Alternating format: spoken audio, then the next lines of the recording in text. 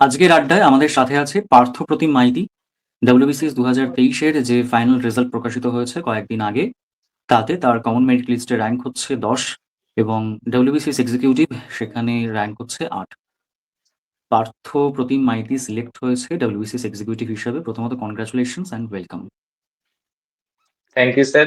প্রথমত স্যার, এই প্ল্যাটফর্মে আমাকে এই সুযোগটা দেওয়ার জন্য আপনাকে অসংখ্য ধন্যবাদ। কারণ আপনার এই চ্যানেলটা আমি অনেকদিন থেকেই ফলো করি।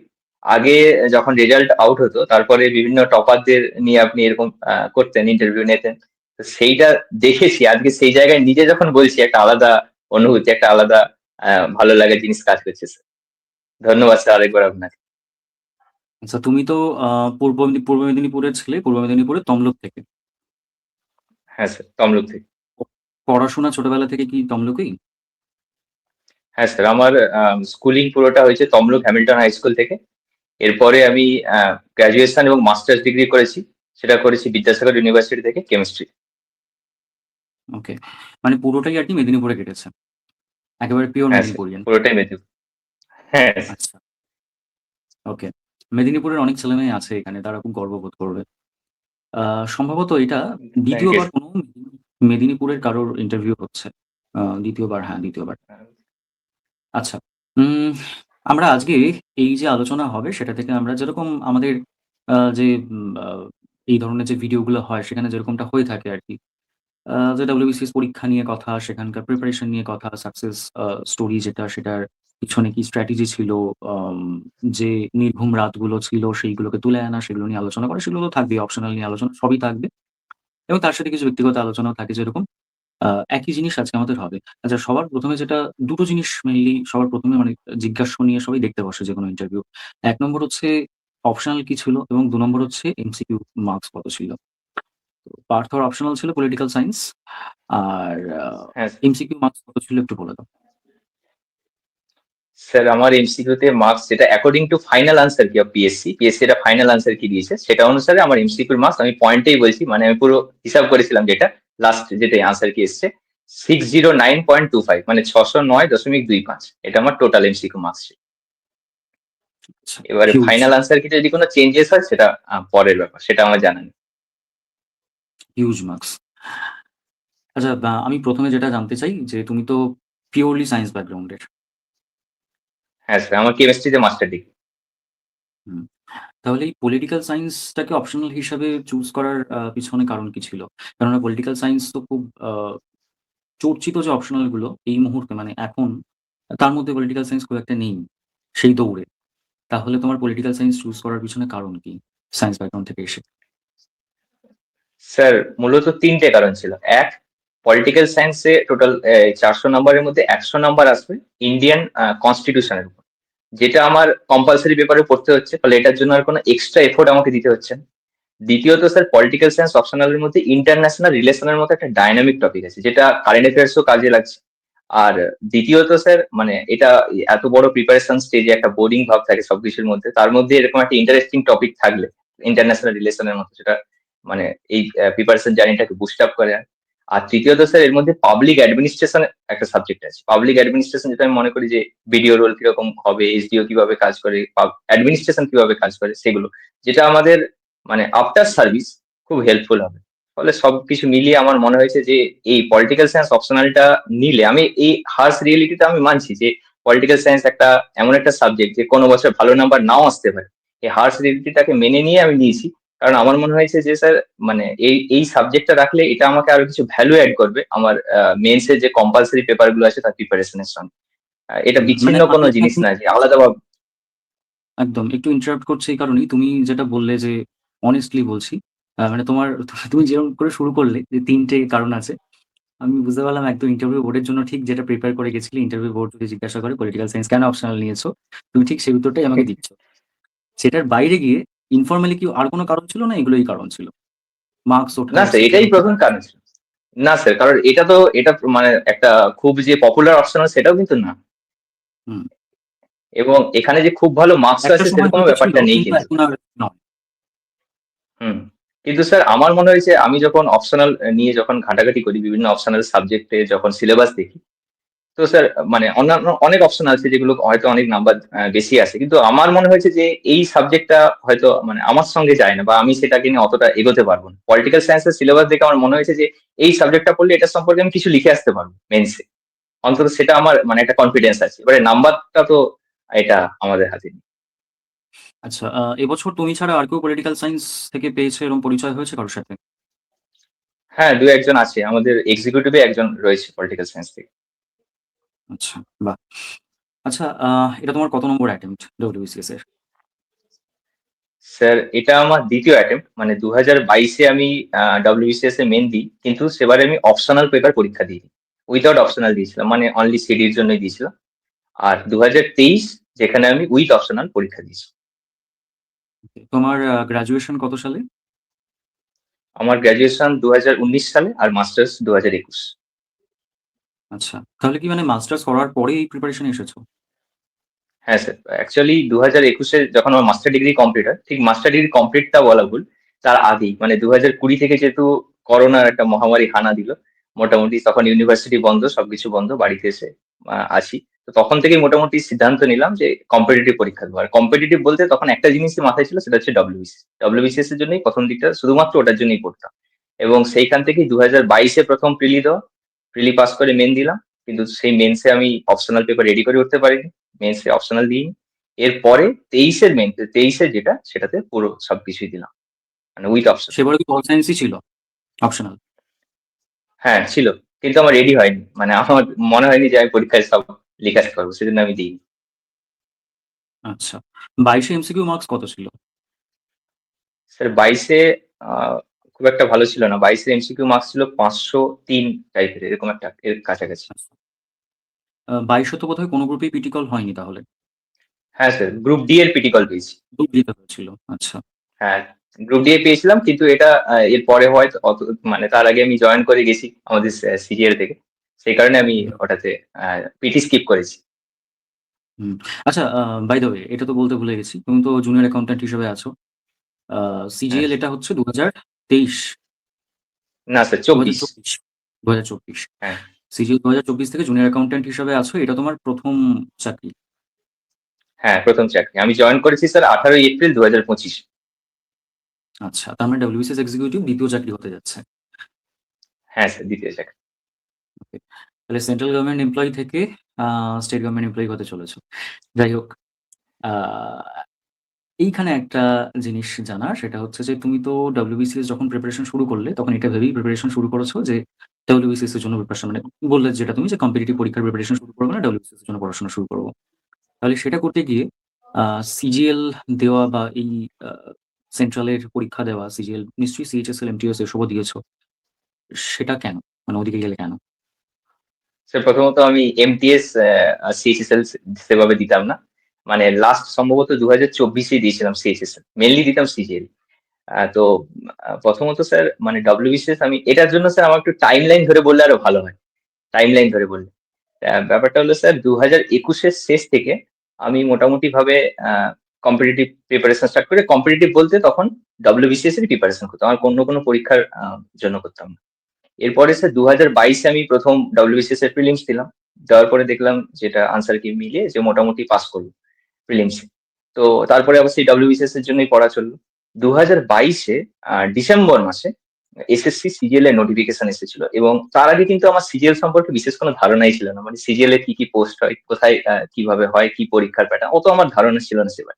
এবং সেই 2022-এর যে ডিসেম্বরে যে সিজিএলটা হয়েছিল ওটাতে মানে সিজিএল এর হিস্ট্রিতে সব থেকে বেশি ভ্যাকেন্সি এসেছিল, প্রায় 32,000 প্লাস এরকম একটা ভ্যাকেন্সি এসেছিল।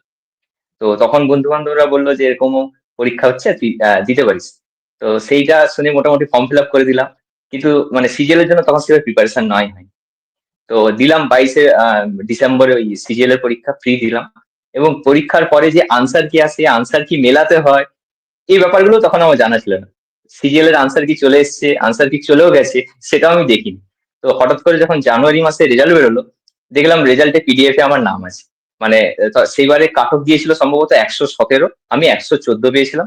নর্মালাইজেশনের দৌলতে মোটামুটি মাথায় মাথায় পাস করেছি, কিন্তু পাস করলেও প্রিলিমস পাস করেছিলাম, কিন্তু মেন্স এর দেওয়ার জন্য যে প্রিপারেশন কনফিডেন্স, এগুলো আমার ছিল না তখন। মানে সিজিএল সম্পর্কে তখন ওইভাবে কোনো প্রিপারেশনই ছিল না। তারপরে ওই সিজিএলটাতে মেন্সটা সম্ভবত 2 থেকে 3 মাসের 3 মানে সপ্তাহের মধ্যেই রেজাল্ট আউটের মধ্যেই পরীক্ষা ছিল। আর মেন্সে টাইপিং টেস্টও ছিল, কম্পিউটারও ছিল। তো এত কিছু প্রিপারেশন নিতে পারিনি। ফলত যেটা হয় না, একটা হযবরল অবস্থা। সেখান থেকে যা হোক একটা পরীক্ষা দিয়েছিলাম, পাস করতে পারিনি।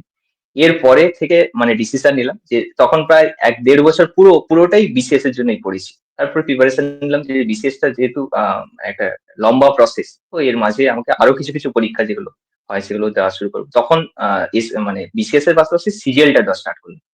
এরপরে ওটা ২৩ মানে সেপ্টেম্বরের দিকে বিসিএস এর ২০২২ এ মেইনসটা দিলাম।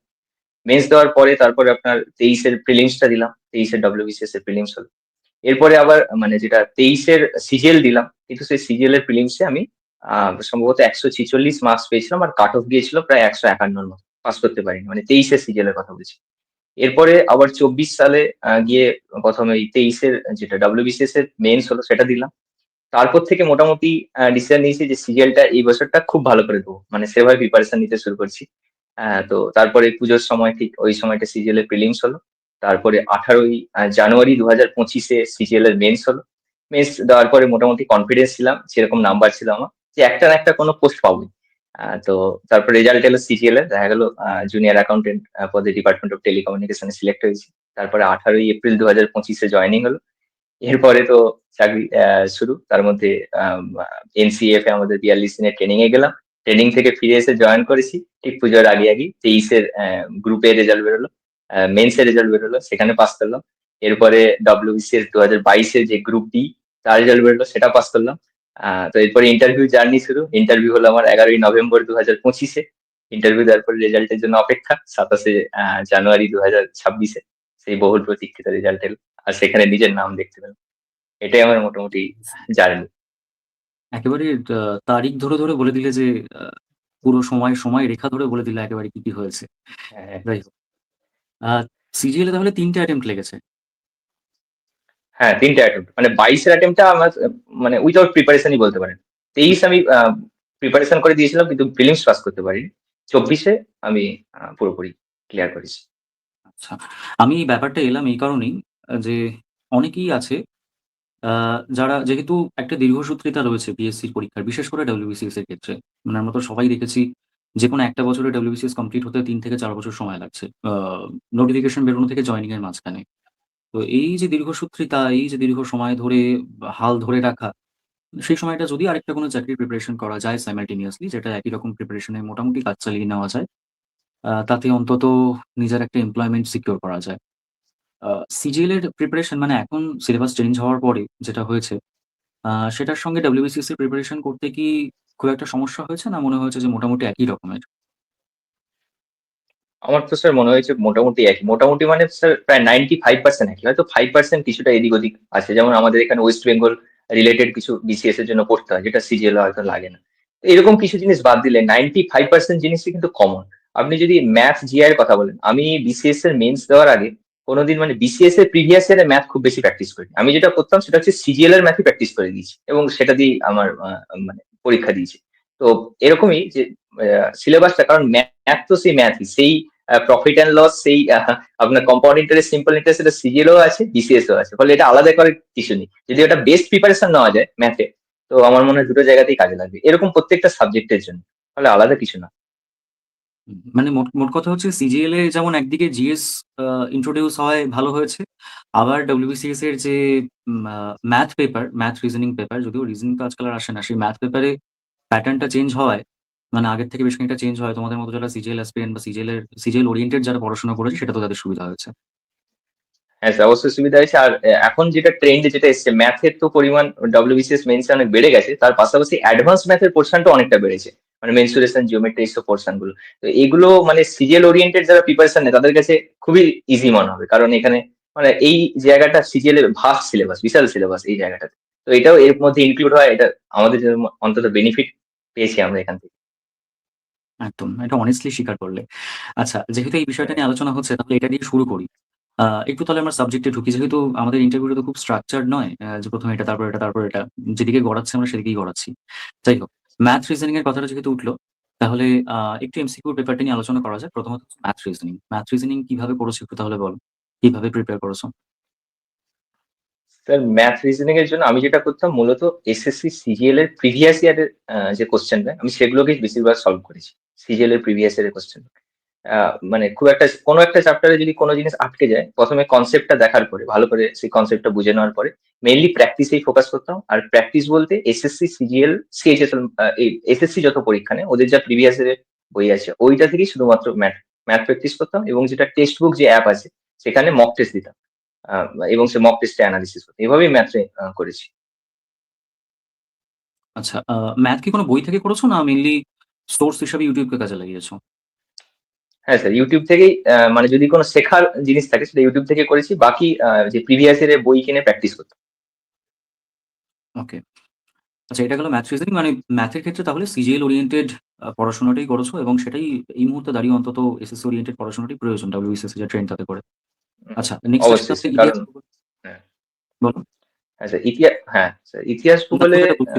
আমি হ্যাঁ স্যার, কারণটা হচ্ছে যে স্যার ম্যাথের এখন যেভাবে ম্যাথের কোয়েশ্চেনটা আসছে যেভাবে, তাতে করে স্যার মানে সিজিএল এর প্রিপারেশন থাকলে ম্যাথ মোটামুটি করা যাবে। ভালোভাবেই করা যাবে। কারণ এখানে একটা টাইমের একটা ব্যাপার থাকে। যেহেতু আমাদের রিজনিংটা অনেকটা কমে গেছে।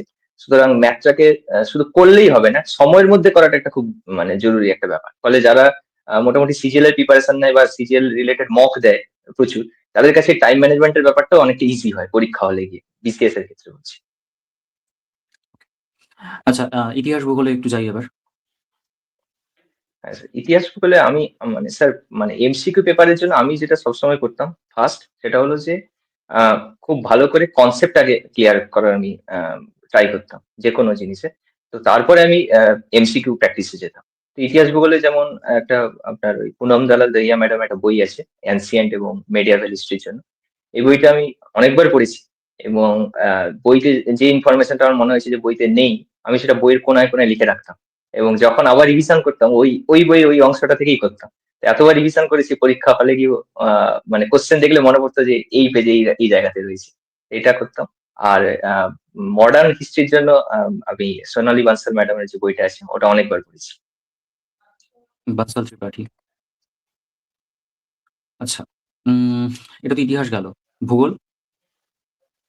হ্যাঁ স্যার, ভূগোলে আমি কার্তিক চন্দ্র মন্ডল স্যারের যে বইটা হয় ইংলিশ ভার্সন ওটা আমি পড়তাম। কারণ আমার মনে হয় যে ওয়েস্ট বেঙ্গল জিওগ্রাফিটা ওখানে খুবই ভালো আছে। ওটা তো অন্য জায়গাতে পাওয়া যায় না। আর মাজিদ হোসেন স্যারের যে বইটা আছে ওখানটা আমি যে খুব পড়েছি সেরকম না। কিন্তু আমি কিছু সিলেক্টেড চ্যাপ্টার যেগুলো যেমন ধরুন ক্লাইমেট, ফরেস্ট যেগুলো হয়তো এখানে অতটা ভালো নেই সেগুলো আমি ওখান থেকে পড়তাম। মানে ওই বইটা আমি পুরোটা পড়িনি। কিন্তু কার্তিক চন্দ্র মন্ডলটা আমি পুরোটাই পড়েছি। আচ্ছা, পলিটি ইকোনমির ক্ষেত্রে? আচ্ছা, পলিটির ক্ষেত্রে এম লক্ষ্মীকান্ত। হ্যাঁ, এর কোনো বিকল্প নেই। ওটাই পড়তাম। আর স্যার পলিটিতে এখনকার যে ট্রেন্ড সেখানে কিন্তু মেন্সে কেস স্টাডি প্রচুর আসছে। কেস স্টাডি থেকে অনেক কোয়েশ্চেন আসছে যেটা এম লক্ষ্মীকান্তের খুব একটা বেশি নেই। এটার জন্য আমি YouTube থেকে ওই কেস স্টাডি গুলো প্রচুর ফ্রি ভিডিও আছে। ওখান থেকে লিখে খাতায় নোটস বানিয়ে সেগুলোকে বারবার রিভিশন করতাম। কারণ কেস স্টাডি মানে মেন্সের জন্য খুবই গুরুত্বপূর্ণ এখন একটা টপিক। তাহলে আচ্ছা, ইকোনমির কথাটা? হ্যাঁ, ইকোনমিতে স্যার আমি নিতিন সিংহানিয়া স্যারের বইটা পড়েছি। আগে স্যার প্রথমত ইকোনমিক্স এর ওই যে কনসেপ্ট গুলো রয়েছে, সেই কনসেপ্টটা ইকোনমিক্সটা একটা কনসেপচুয়াল জিনিস এবং আমার ব্যাকগ্রাউন্ডে আমি কোনোদিন এর আগে ইকোনমিক্স পলিটি এগুলো পড়িনি। ১ম বার কম্পিটিটিভ এক্সাম দিতে এসে পড়ছি।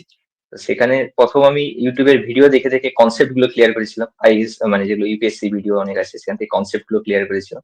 তারপরে স্যার আমি যেটা নিতিন সিংহানিয়া স্যারের যে বইটা আছে ওখান থেকে পড়েছি। তবে ওই বইটা অনেক কিছু আছে, অত কিছু আমি পড়িনি। যেগুলো আমাদের সিলেক্টেড যেগুলো বিসিএস এর জন্য লাগে ওই জায়গাগুলোকে আমি ওই বইটা থেকে পড়েছি। বাকি স্যার ইকোনমিক্স এর আরেকটা জিনিস খুব গুরুত্বপূর্ণ।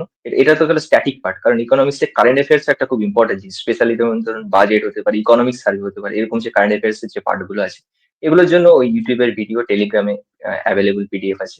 ওইগুলো দেখে মোটামুটি নোট বানিয়ে পড়তাম। আচ্ছা। অ্যাকচুয়ালি ইকোনমি তো বেশিরভাগ জনের ক্ষেত্রেই যারা উম যে ব্যাকগ্রাউন্ড থেকেই আসুক না কেন, খুব একটা থাকে না। সুতরাং এটা একটা ভয়ের জায়গা থাকে সবার যে ইকোনমির ক্ষেত্রে কিভাবে হুম, পড়বো? বিশেষ করে যখন হাতে একটা ওই মোটা বই নিয়ে নেয়, অনেকে ১ম এই যখন একটা রমেশ সিং বা একটা নিতিন সিংহানিয়া নিয়ে হুম, বসে, তখন আল্টিমেটলি কিছু সেটা বুঝে উঠতে পারে না। আ হুম। মানে কনসেপ্ট ক্লিয়ার করার জন্য একজন নতুন অ্যাসপিরেন্ট বা যে ধরো অনেকদিন ধরে পড়াশোনা করছে, ইকোনমি নিয়ে টানাপোড়েনের মধ্যে আছে, আ তারা কনসেপ্ট ক্লিয়ার করার জন্য ইকোনমির জন্য ঠিক কি সোর্স ব্যবহার করবে?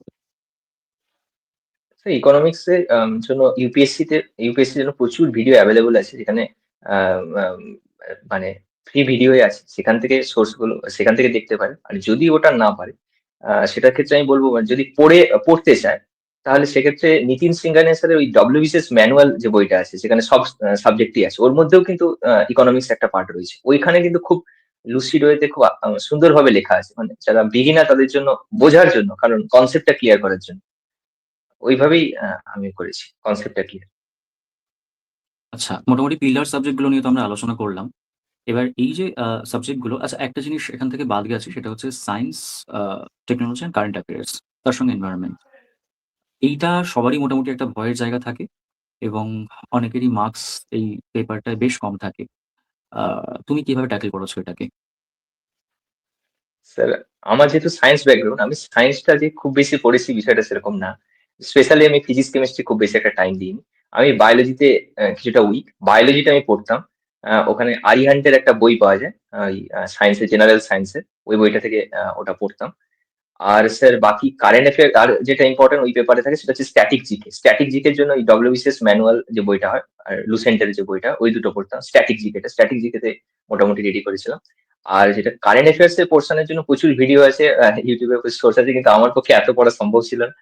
তো আমি যেটা করতাম সেটা হচ্ছে স্যার, ইয়ার বুক যেটা বেরোয় প্রত্যেক বছর, ইয়ার বুক যেটা বেরোয়, ইয়ার বুক গুলো কিনে ওইগুলো পড়তাম। একটা স্পিডি।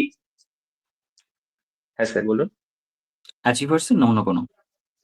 না স্যার, অ্যাচিভার্স তো থাকতোই, কিন্তু আমি যেটা মূলত পড়তাম সেটা হচ্ছে স্পিডি। স্পিডি বলে একটা ইয়ার বুক বেরোয়। ওটা সিজিএল এর জন্য খুব ইউজফুল। তো ওই বইটা পড়তাম, স্পিডি ইয়ার বুক। ওকে। আচ্ছা, এমসিকিউ প্র্যাকটিস তো একটা খুব বড় পার্ট এখানে। তো এই এমসিকিউ প্র্যাকটিসের জায়গাটা কেমন ছিল? কিভাবে করতে? পিওয়াইকিউ, এমসিকিউ এগুলো কিভাবে করতে?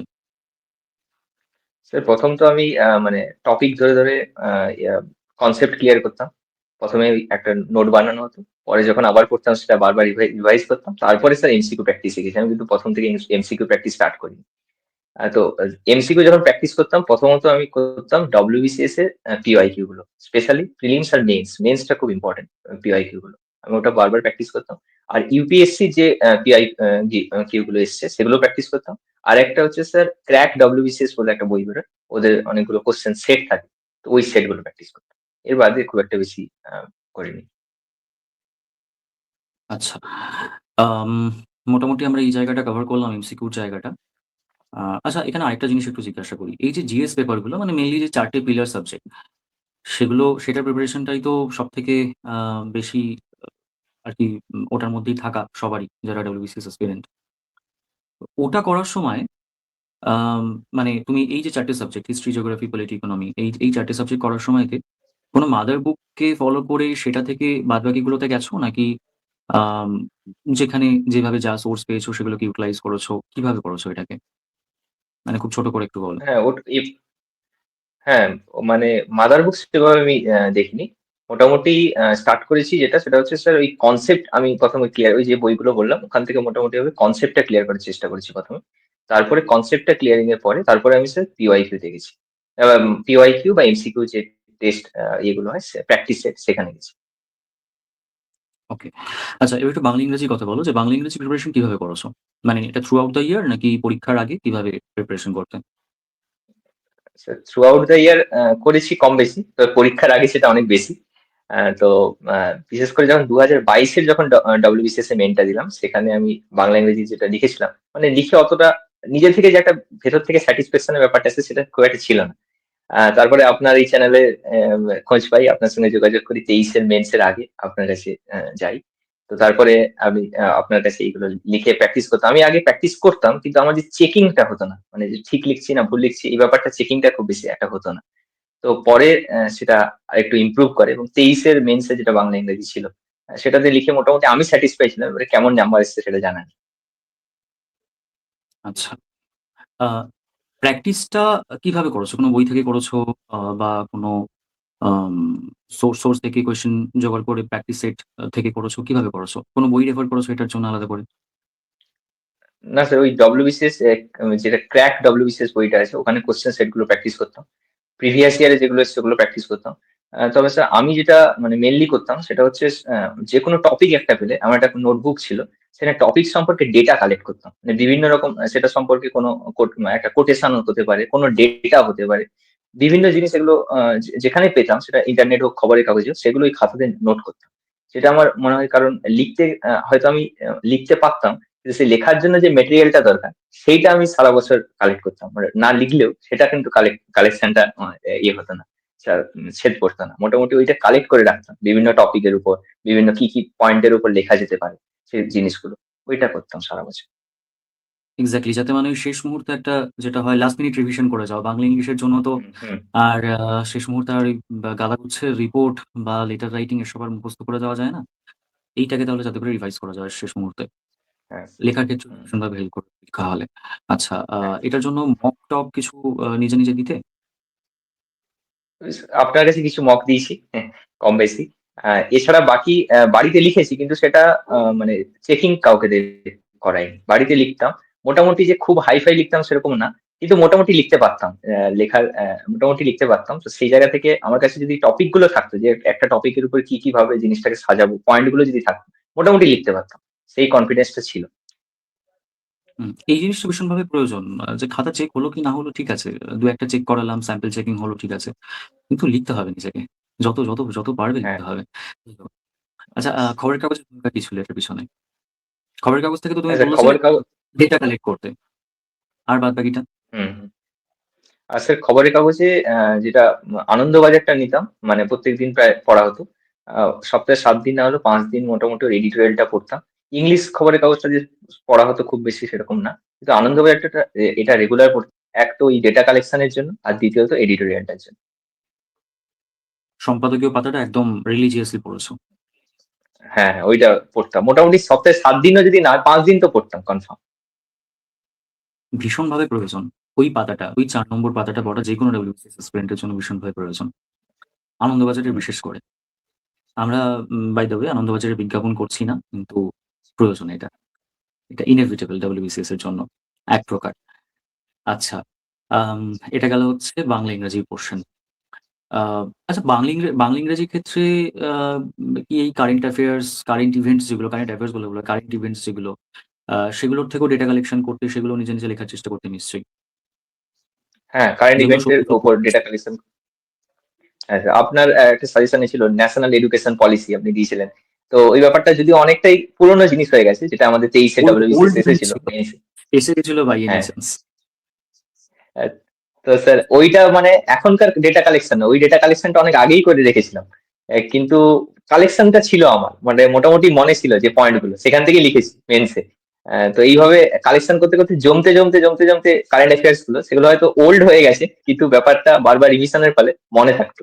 টপিক গুলো যে কি কি বিষয়ের উপর লিখতে হবে, এর মধ্যে আমরা কি কি জিনিস অ্যাড করতে পারি, সেই জিনিসগুলো মনে থাকতো মোটামুটি টপিক ওয়াইজ। আচ্ছা। আচ্ছা, ধরো আমি এটা নিয়ে এত কথা বলছি তার কারণ হচ্ছে এই যে ৪০০ নম্বর, এই ৪০০ নম্বরে অনেকে খাবি খায়।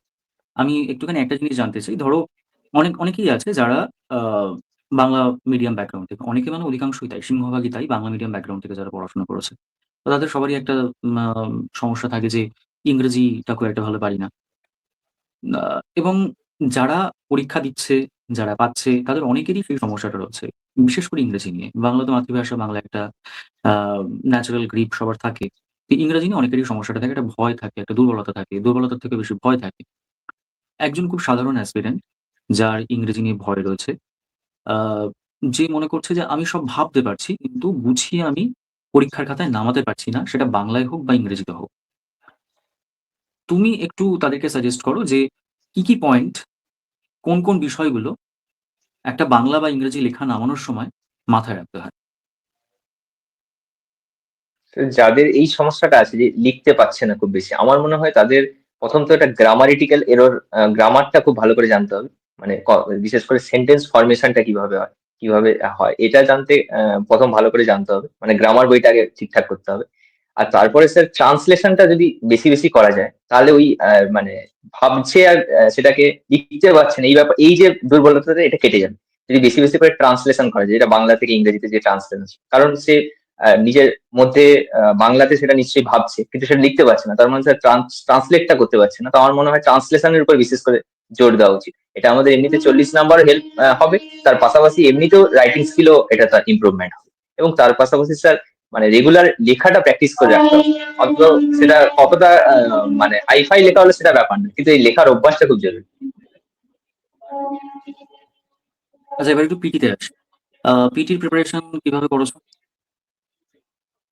স্যার এটা আমার ফার্স্ট পিটি, তো প্রথম দিকটা তো অনেকটা নার্ভাস ছিলাম, তো আচ্ছা, মোটামুটি মানে তুমি তুমি কিছু তোমার এই কম্পিটিটিভ প্রিপারেশনের একেবারে প্রথম যে ইন্টারভিউ বা পার্সোনালিটি টেস্ট সেটা বসেছো হচ্ছে ডব্লিউবিসিএস গ্রুপে। হ্যাঁ স্যার এটা একদম ফার্স্ট পিটি। আচ্ছা, তো বলো এটা আমার প্রিপারেশনের। ফার্স্ট পিটি বলে নার্ভাস নার্ভাস তো ছিলাম। তারপরে কিছু জায়গাতে মক ইন্টারভিউ দিয়েছি, অনেক জায়গাতেই মক ইন্টারভিউ দিয়েছি, এবং মোটামুটি ভাবে নিজেকে প্রিপেয়ার করে গিয়েছিলাম। আর আমার ওই দিন পিটি যেটা ছিল ওটা আমার 11ই নভেম্বর ছিল, এবং আমি ওই দিনের ফার্স্ট ক্যান্ডিডেট ছিলাম। তো হুম, আমার প্রায় 11টার সময় শুরু হয়ে গিয়েছিল, এবং প্রায় 30 মিনিটস এর কাছাকাছি আমার পিটি চলেছিল, 8 ঘন্টার কাছাকাছি। কি এত আলোচনা হলো? মোটামুটি স্যার পিটিতে যে যে পয়েন্ট গুলো নিয়ে আলোচনা হয়, আমার ক্ষেত্রে সমস্ত পয়েন্ট নিয়ে আলোচনা হয়েছে। কারণ একটা পিটিতে মোটামুটি এক তো থাকে যে কেউ চাকরি করলে যারা ওয়ার্কিং এক্সপিরিয়েন্স, তার জন্য জব প্রোফাইল নিয়ে একটা আলোচনা হয়। তো প্রথমে ঢোকার পরেই আমার সঙ্গে ম্যাডাম জব প্রোফাইল নিয়ে দীর্ঘক্ষণ আলোচনা করেছেন, আমি কোথায় চাকরি করি, কি করি, এটা নিয়ে, আমার স্যালারি কত, এইসব নিয়ে আলোচনা হয়েছে। তারপরে আমার ফ্যামিলি ব্যাকগ্রাউন্ড নিয়ে জেনেছেন, আমার বাড়িতে কে কে আছেন, বাবা কি করেন, যখন বললাম স্টেট গভর্নমেন্ট এমপ্লয়ি তখন কোথায় চাকরি করেন, কোনখানে পোস্টিং, এসব নিয়ে আলোচনা হয়েছে। এরপরে কারেন্ট ইভেন্ট নিয়ে, যেমন এসআইআর নিয়ে আমার সঙ্গে আলোচনা হয়েছে, যে এসআইআরটা কি, কেন হচ্ছে এই সময়, ওটা নিয়ে আলোচনা হয়েছে। তারপরে আরেকজন মেম্বার ছিলেন, ওনার সঙ্গে আমার উনি বললেন আমাকে ডিস্ট্রিক্ট থেকে কোশ্চেন করলেন, আমার ডিস্ট্রিক্ট থেকে যে মেদিনীপুর একটা ফেমাস ফর ফ্রিডম ফাইটিং, তো এখান থেকে কিছু ফ্রিডম ফাইটারের নাম বলে তাদের অবদান কি সেগুলো একটু বল, তো ওটা নিয়ে হয়েছে। এরপরে আমার অপশনাল সাবজেক্ট পলিটিক্যাল সায়েন্স ছিল, এটা নিয়ে আলোচনা হয়েছে, হয়েছে, সেখান থেকে কোশ্চেন করেছিলেন। এরপরে আমার গ্রাজুয়েশন সাবজেক্ট কেমিস্ট্রি, সেখান থেকেও প্রশ্ন করেছেন। এবং আমার যে ফার্স্ট প্রেফারেন্স এক্সিকিউটিভ দিয়েছি, এক্সিকিউটিভের জব প্রোফাইল কি, সেখান থেকেও আমাকে কোশ্চেন করেছে। মোটামুটি আমার যা যা পয়েন্ট হয় ইন্টারভিউতে যেখান থেকে কোশ্চেন করা যায়, আমাকে মোটামুটি সব জায়গা থেকে কোশ্চেন করা হয়েছে।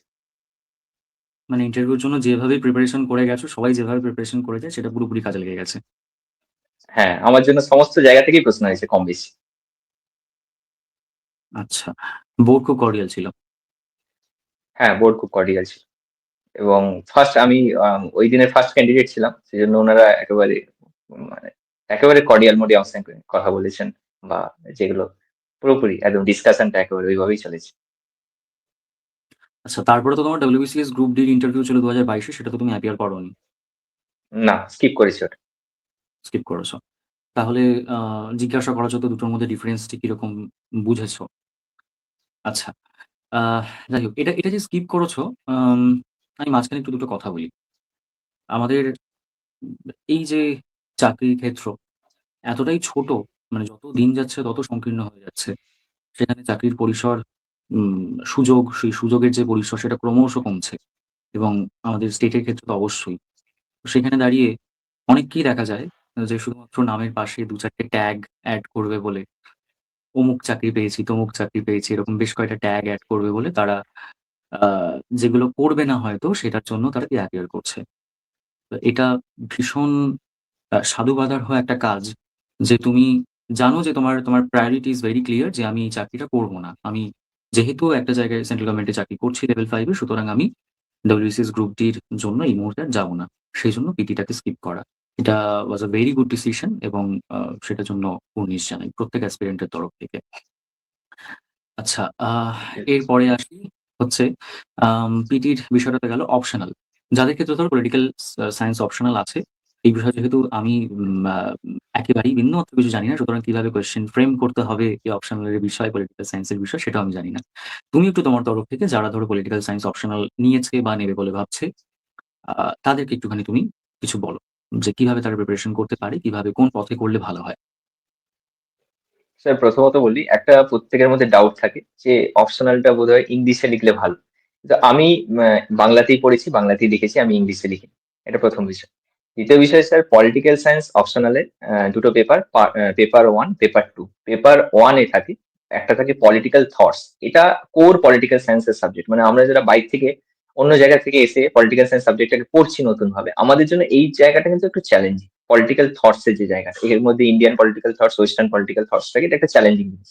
কিন্তু এই 100 নাম্বারটাকে যদি আমরা ট্যাকেল করতে পারি, ওই পেপারে আরেকটা পার্টে আছে ইন্ডিয়ান কনস্টিটিউশন, ওর উপর 100 নম্বর আছে। সেটা কিন্তু একেবারে আমাদের আবার কম্পালসারি সাবজেক্টের সঙ্গে পুরোপুরি ওভারল্যাপ করছে, ফলে সেটার জন্য নতুন করে কিছু প্রিপারেশন নেওয়ার দরকার নেই। একটা প্রিপারেশন ঠিকভাবে নিলে দুটো জায়গাতেই প্রিপারেশন হবে। এরপরে পেপার 2 তে 100 নম্বর আছে পাবলিক অ্যাডমিনিস্ট্রেশনের উপর, যেটা একটা খুব ইন্টারেস্টিং, এবং এই সিলেবাসটা খুব বেশি বড় নয়। আরেকটা জিনিস থাকে ইন্টারন্যাশনাল রিলেশন, যার উপর 100 নম্বর থাকে। এটাতে যতটা না স্ট্যাটিক পার্ট, তার থেকে বেশি ডাইনামিক পার্ট আছে, মানে যেমন বর্তমান সময়ে বিভিন্ন জায়গায় কি ঘটছে সেটা।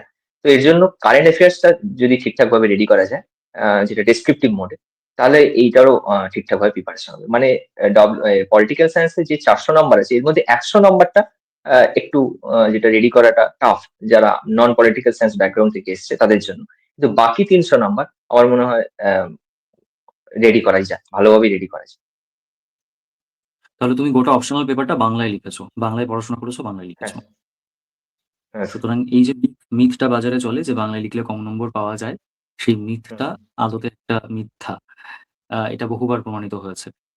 ওকে, পলিটিক্যাল সায়েন্সের তোমার অপশনাল ব্যাপারটা গেল। এবার আসি বেশ কয়েকটা প্রশ্নে যেগুলো বহুল চর্চিত। ১ নম্বর হচ্ছে কোচিং ভার্সেস সেলফ স্টাডি। তুমি কি করেছো? এবং উম মানে তুমি কোন পথে গিয়েছো? এবং আ সেলফ স্টাডি করে WBCS পাওয়া যায় কিনা এরকম একটা ডাউট সবার মধ্যে থাকে। যারা বিশেষ করে নিজেরা পড়াশোনা করছে। দুটো বিষয় একটু বলো। স্যার প্রথম যখন আমি প্রিপারেশন শুরু করি একটা লোকাল কোচিং ইনস্টিটিউশনে গিয়েছিলাম। তো সেখান থেকে মোটামুটি একটা আউটলাইন বুঝেছিলাম, কিন্তু তারপরে পুরোটা নোট রেডি করা থেকে শুরু করে পুরোটাই বলা যায় আমি সেলফ স্টাডি করেছি। নোট রেডি করা থেকে শুরু করে নিজে বারবার রিভিশন করা, তার মধ্যে কিছু ভ্যালু এডিশন নতুন ভাবে করতে হয় কিনা। আমি প্রথম দিকে সেলফ স্টাডিজ এর একটা নেগেটিভ পয়েন্ট, যে প্রথম ফার্স্ট যখন স্টার্ট করা হয় জিনিসটাকে, প্রথম দিকে একটু মনের মধ্যে খটকা থাকে যে ঠিকভাবে চলবে কিনা, বা একটা গাইডেন্স নেই, নিজে থেকে এগোচ্ছি। কিন্তু ধীরে, ধীরে জিনিসটা সঙ্গে ইউজড হয়ে যাওয়া যায়। ফলে সেলফ স্টাডি আমি পুরোটাই সেলফ স্টাডি করেছি। নিজে থেকেই পুরোপুরি প্রিপারেশন নিয়েছি, এবং নিজেই বারবার পড়তাম, রিভিশন দিতাম, নিজেই লিখতাম। হয়তো সেটা চেকিং হতো না, কিন্তু নিজেই লিখতাম। তো এইভাবে মোটামুটি সেলফ স্টাডি করেই আমি পুরো জার্নিটাতে এগিয়েছি। আচ্ছা। তার মানে ১ম দিকে একটা লোকাল কোচিং ইনস্টিটিউটে ভর্তি হওয়া, সেখানে একটা রূপরেখা পাওয়া যে কিভাবে পড়াশোনা শুরু করা হুম, যায়। তারপর বাদবাকিটা সম্পূর্ণ তুমি নিজে করেছো। সেটা CGL হোক সম- বা WBCS হোক, দুটোর ক্ষেত্রেই তুমি একদম নিজে পড়াশোনা করেছো। সম্পূর্ণ এবং পুরোপুরি অনলাইনে, অনেক সিজিএল এর জন্য তো অনলাইনে প্রচুর রিসোর্স আছে, যেটা ইউটিউবে প্রচুর রিসোর্স পাওয়া যায় ফ্রি অফ কস্টে। সিজিএল এর জন্য আমি সেভাবে বাইরে কোথাও যাইনি। তো সেখানে পুরোপুরি ভাবে অনলাইন, এবং সেখানে মক টেস্ট দিতাম আর অনলাইনে প্র্যাকটিস করতাম। এবং এমনকি এখন টেলিগ্রাম গ্রুপ গুলো রয়েছে, সেখানেও পিডিএফও পাওয়া যায়, চাইলে সেগুলোকে প্রিন্ট করে নিয়ে সেখানেও প্র্যাকটিস করা যায়। তো পুরোপুরিটাই অনলাইন হেল্প করেছে আমাকে, এবং তারপরে নিজে থেকে সেটাকে প্রিপেয়ার করে রেডি করে পড়েছি। বাহ! আরো একটা মিথ ভাঙলো তাহলে যে সেলফ স্টাডি করে WBCS পাওয়া যায় না। কোথাও না কোথাও করতেই হবে। যাই হোক, এবং শুধু WBCS নয়, এখানে দুটো, একটা হচ্ছে আ সেন্ট্রাল গভর্নমেন্টের উম আ সর্বোচ্চ যে পরীক্ষাগুলো, সর্বোচ্চ কম্পিটিশন এর যে পরীক্ষাগুলো হয় তাতে করে মোটামুটি ইউপিএসসি এবং সমগোত্রীয় যে ২-১ টা পরীক্ষা আছে সেগুলোর পরেই যে পরীক্ষাটা সেটা হচ্ছে কম্বাইন্ড গ্র্যাজুয়েট লেভেলের পরীক্ষা। সেই পরীক্ষাটাও যেমন ক্লিয়ার করা যায় সেলফ স্টাডি করে, ঠিক সেরকম পশ্চিমবঙ্গের আ সার্ভিসগুলোর মধ্যে সবথেকে কোভেটেড যে সার্ভিস, সবথেকে আ কি বলবো, মানে বহু আকাঙ্ক্ষিত যে সার্ভিস, সেই সার্ভিসটাও পাওয়া যায় এবং সেই সার্ভিসের একেবারে WBCS এক্সিকিউটিভ পাওয়া যায় প্রায় সম্পূর্ণ সেলফ স্টাডি করে।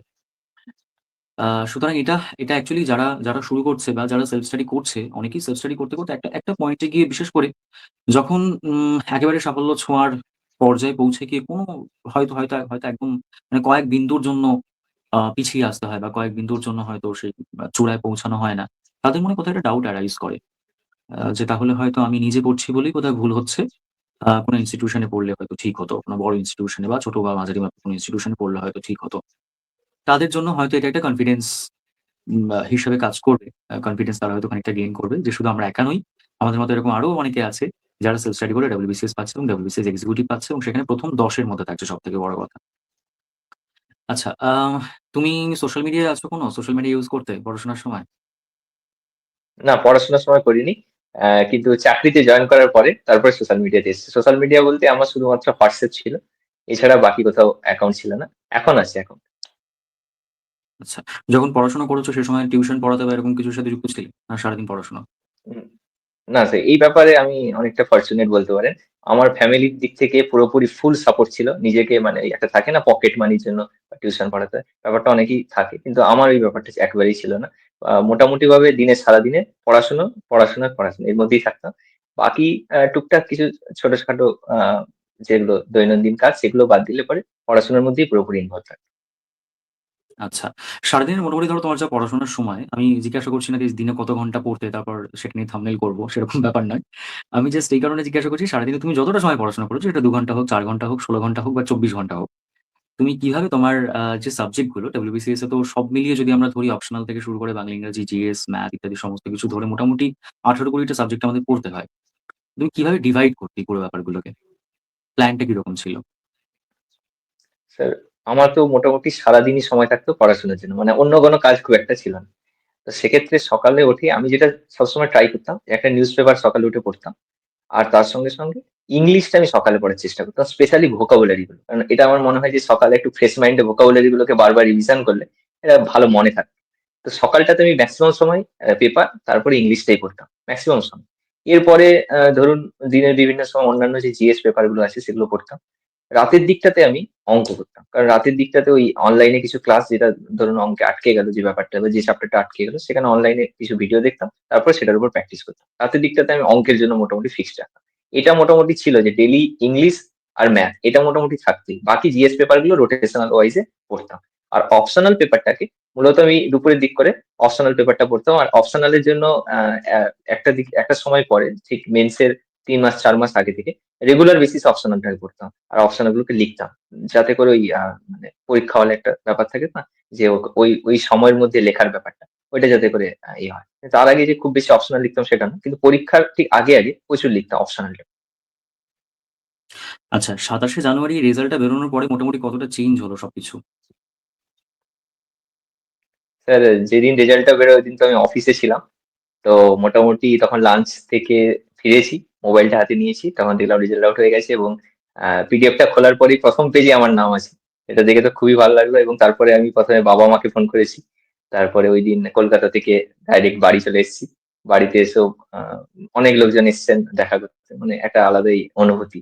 যেটার জন্য কম্পিটিটিভ এক্সামে আসা, যেটার জন্য কম্পিটিটিভ এক্সামে প্রিপারেশন শুরু করা, সেখানে এতটা ভালো র‍্যাংক করে আসা, মানে একটা আলাদাই অনুভূতি, আলাদা একটা আনন্দ অবশ্যই কাজ করছে। আচ্ছা। মানে সিজিএল এর ১ম যে চাকরি পাওয়াটা, সিজিএল পেয়েছো।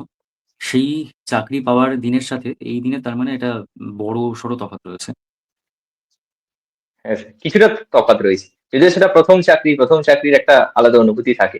কিন্তু স্যার এটা মানে আ এক্সপেক্ট মানে প্রচুর আমি এটার জন্য অপেক্ষা করেছিলাম এই রেজাল্টটার জন্য। কারণ আমি বলেছি আপনাকে, এটা হচ্ছে ২০২৩ এর মেইনসটা আমার খুব ভালো পরীক্ষা হয়েছিল।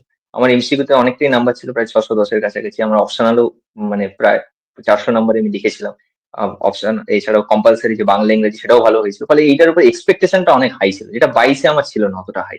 ফলে এটার জন্য আমি অনেকদিন অপেক্ষা করেছিলাম যে কবে রেজাল্ট আসবে। তো সেইটা রেজাল্ট যখন ফাইনাল লিস্টে নাম এলো, অবশ্যই একটা স্যার দারুণ ব্যাপার আমার জন্য। আচ্ছা, লাস্ট ২ টো প্রশ্ন। ১ নম্বর হচ্ছে যে, যখন এই যে বাড়িতে বসে সারাদিন পড়াশোনা করতে, যেহেতু অন্য কোনো এক্টিভিটির সঙ্গে খুব একটা জড়িত ছিলে না, বোর লাগতো না প্রচন্ড? হ্যাঁ, বোর তো লাগতই একা। তবে স্যার মানে আমার বাড়িতে আমি, বাবা আর মা ৩ জনই মেম্বার।